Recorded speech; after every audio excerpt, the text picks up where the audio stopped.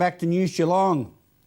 Down Torquay Way on the Surf Coast, the Probus Club of Torquay is turning 25 years of age, as Debbie Meaney reports. I'm standing outside the newly completed senior citizens here in Torquay, where the Probus Men's Club is celebrating 25 years. I caught up with Jim Boucher from the club to tell us about their celebrations. Jim, happy birthday to the Probus Club here in Torquay. Tell me a bit about the club.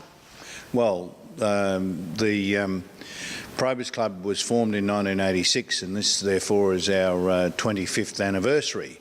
There are 4 now Probus Clubs in Torquay, and 2 women's clubs and 1 other combined club. But I understand there's also another combined club about to be formed. An interesting thing is that, in fact, it was before there was any Rotary Club in Torquay. So Probus is affiliated with Rotary, and a Rotary Club needs to charter and form the club. So Rotary Club of Grovedale formed Probus Men's Club originally.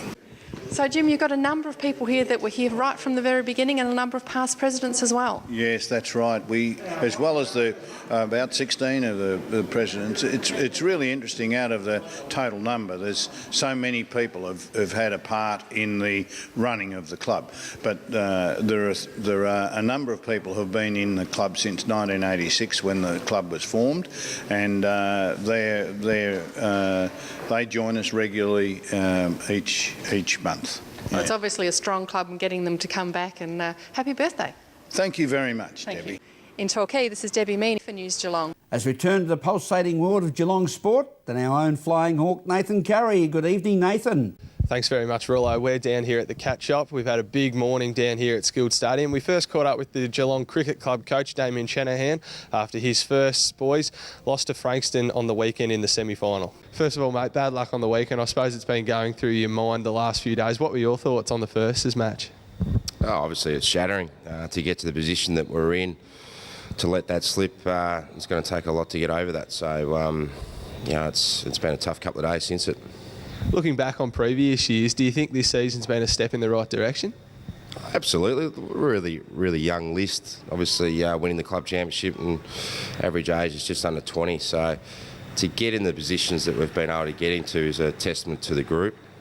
And if we can, obviously take the positives out of it, the group's only going to move forward and get stronger and stronger. So there's been some great results happen throughout the year, and particularly with younger guys as well. What's the feeling like for the boys at the moment? Are they all keen to come back next season? Yeah, absolutely. We had a very long debrief on Sunday night regarding the game, the season, and we'll have our meetings as they come along over the next couple of weeks. But the group's only young, and really, there might be 1 or 2 guys thinking about their futures, Trent Walleries and one or 2 others. But at the end of the day, we'll cover that off in the next month or so. But we'll be bigger and stronger next year, no doubt. Thanks for your time, Shanners. Hope you've got a big smile on your face next week with the seconds taking on Paran in the final. And thanks for talking to us over the summer. It's been a really nice pleasure having you on the show, mate. Now, we also spoke to the Geelong Football Club coach, Chris Scott, ahead of their big clash with the Saints on Friday night. Now, Scotty, could you shed some light on the likes of James Podsiadly, Paul Chapman, Cameron Ling? Will they play this Friday night? I can shed some light on James Podsiadly. His hand is not going to be ready for him to play round 1, so we're really hopeful that he'll be okay for round 2. His physical preparation in terms of the running he's been able to do, virtually everything bar the ball handling, has been first class. So round 2 is more likely for him. In fact, he's certainly not going to play round 1. There's a big group of other players, Chapman, Ling, a few other younger guys who are on the fringe that we're just not sure about yet. We're going to train today. We certainly haven't ruled those guys out the way we have with Podsy, but we'll just have to make a call later on the week in them. But the preparation that almost all of them have had has been pretty good. So if it hadn't been so good, we'd be more inclined to say they're just not ready to play. Can you play both Cameron Ling and Paul Chapman in the one side?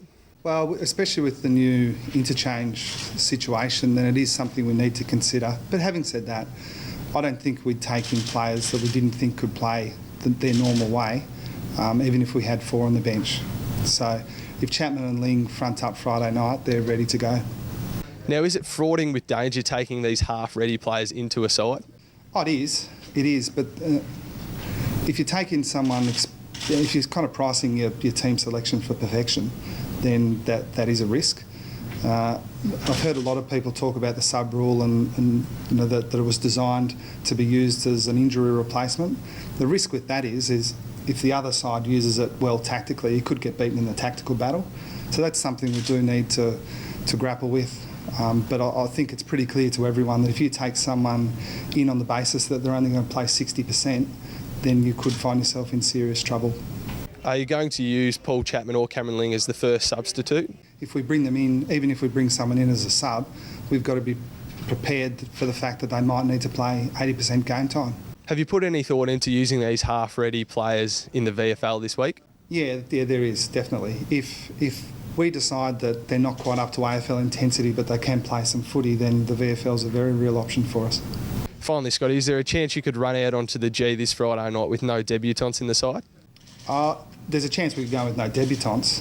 There's a very good chance we'll go in with some players who have played fewer than 10 games. And obviously those guys didn't play much last year. Yeah, we're still weighing those things up, but there's a group of 5 or 6 players that we expect to play AFL footy for the first time in the first half of the season. So we've got to be careful that we don't look at round 1 as a finishing line. That will happen for those players, whether it's this week or not, we haven't decided. Thanks for your time, Scotty. We'll catch up with you again on Friday night just before your big clash with the Saints. But until then, it's back to you, Rollo. Thank you, Nathan. And now to the latest weather information. A very good evening to sparkling Lani Salathiel.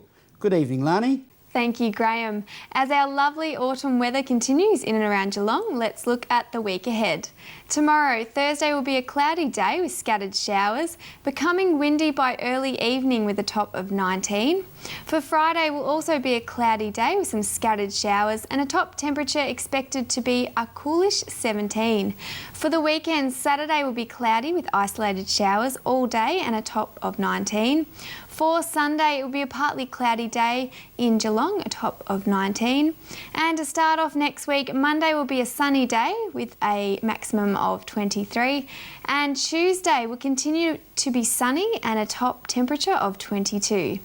Today, it was a cloudy day with some scattered showers around Geelong and the chance of thunderstorms tonight, a top temperature of 22. And that's the weather for tonight. Enjoy the rest of your evening, and it's back to you, Graham. Thank you, Lani, and thank you for being with us on News Geelong. Remember Ronnie Osborne, the old super saint? Take your time and smell the flowers. From all the team at News Geelong, have a pleasant evening and a very good night.